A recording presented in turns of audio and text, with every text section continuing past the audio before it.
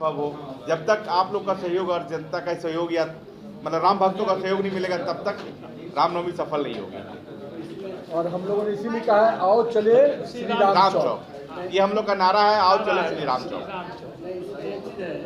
प्रकार से बड़ी संख्या में राम भक्तों का एक सैलाब देखने को मिलता है पटना के। हम लोग कह सकते हैं कि हम लोग राम चौक या कहें या डाकबंगला चौक के रूप में जिस प्रकार से जन सैलाब देखने को मिलता है, इस बार भी रामनवमी शोभा यात्रा अभिनंदन समिति उसकी पूरी तैयारी शुरू कर दी है और पिछले 1.5 महीने से उसकी तैयारी चल रही थी।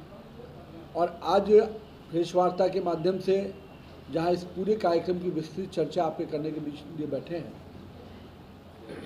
इस वर्ष भी करीब 51 यात्राएं निकल रही हैं पटना के विभिन्न क्षेत्रों से। हर साल यात्राओं में अलग अलग स्थानों के झांकियां को देखने का मौका मिलता है। कहीं कलकत्ता से कलाकार आते हैं, कभी बनारस से, कभी देवघर से। तो विभिन्न शोभा यात्राओं ने अलग अलग झांकियों को भी चिन्हित करके उसकी तैयारी कर रहे हैं। साथ ही साथ में रामगढ़ से नागपुर का बैंड, बनारस से बैंड, अलग अलग बैंड का भी प्रयोग हमारे जो शोभा यात्रा कमेटी के लोग हैं वो अलग अलग बैंड के माध्यम से भी और झांकियों के माध्यम से इस वर्ष डाकबंगला चौराहे पर पहुंचेंगे और महावीर मंदिर दर्शन करने जाएंगे। पूरे यात्रा में 51 स्थानों से जो निकल रही है उस सभी जगह पूरे नगर सज्जा का भी काम लिया गया है। करीब 1 लाख छोटे ध्वज, राम ध्वज जिसको महावीर ध्वज कहते हैं, उसके अलावा करीब 5000 बड़े ध्वज जो शहरों के विभिन्न पोल पर लगाए जाएंगे और उसी के साथ साथ करीब और बड़े ध्वज जो पोल पे बांस से लगाए जाते हैं, वैसे 1000 ध्वज अलग से पूरे पटना में लगाए जाएंगे। यानी पूरा पटना भगवामय होगा। और राम जी की जो यात्राएं शोभा यात्रा निकलती है उसमें झांकियों के साथ साथ विभिन्न प्रकार के जो हम लोग डाकबंगला चौराहे पर स्वागत कमेटी जो है उसके द्वारा भी वहाँ पर डाकबंगला को विशेष रोशनी से सजाने का प्रयास है। इसके लिए कलकत्ता के चंदन नगर से जो विशेष लाइट आती है उस लाइट के भी विभिन्न तोरण द्वार बनाए जाएंगे। करीब कितने तोरण द्वार हैं? 20 तोरण द्वार बनाए जा रहे हैं। तो फिर इस वर्ष भी रामनवमी की जो यात्राएं हैं उसमें देखने का मौका मिलेगा। साथ ही साथ 22 तारीख को जो हिंदू नववर्ष शुरू हो रहा है उस दिन पटना के 51 विभिन्न सेवा बस्तियों में पहला महावीर ध्वज लगाया जाएगा और साथ ही साथ उसी दिन राम रथ को रवाना किया जाएगा जो पटना में जागरूकता की दृष्टि से विभिन्न मोहल्लों में घूमेगा। इन सारे कार्यक्रमों के आयोजन में जहां मुख्य आयोजन के एक दिन पूर्व भजन संध्या का जो आयोजन हर साल हम लोग करते हैं उसका भी आयोजन किया जाएगा। उसमें भी कलाकारों को विशेष रूप से लाने की प्रयास किया जा रहा है। और साथ ही साथ जो मुख्य दिन जिस दिन 30 मार्च को जो रामनवमी की यात्राएं निकलने का मुख्य दिन है उस दिन भी सभी यात्राओं के स्वागत के लिए विशेष रूप से राज्य के सभी प्रमुख विशिष्ट जन लोग रहेंगे और उसकी भी निमंत्रण देने का काम शुरू हो गया है।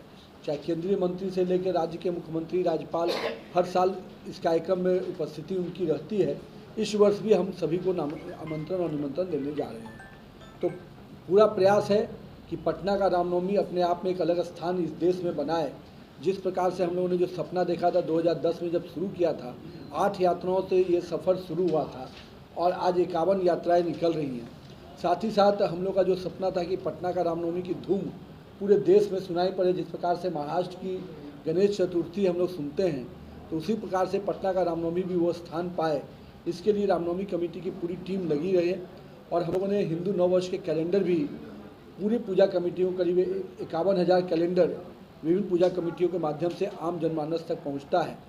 तो ये पूरा वातावरण राममय बने और पूरे पटना में रामनवमी की धूम नजर आए, लोगों में सांस्कृतिक। और हर लोगों से आग्रह किया जाता है कि अपने अपने घरों में महावीर ध्वज लगाएं। तो वो सारी चीज़ें की तैयारी चल रही है और हमें उम्मीद है कि पटना वासियों को फिर से इस बार रामनवमी के दिन एक विशेष आयोजन देखने को मिलेगा। हम आम जनमानस से भी आग्रह करेंगे कि पटना के डाकबंगला चौराहे पे शाम 6 बजे आइए और आपको इस विभिन्न झांकियों का सहयोग रहता है। और सबसे बड़ी बात है कि सभी पूजा कमेटी भी अनुशासित तरीके से आती हैं तो हम लोग को थोड़ी परेशानी कम होती है, लेकिन फिर भी जो सुरक्षा की दृष्टि से प्रशासन को भी पूरा सहयोग दिया जाएगा।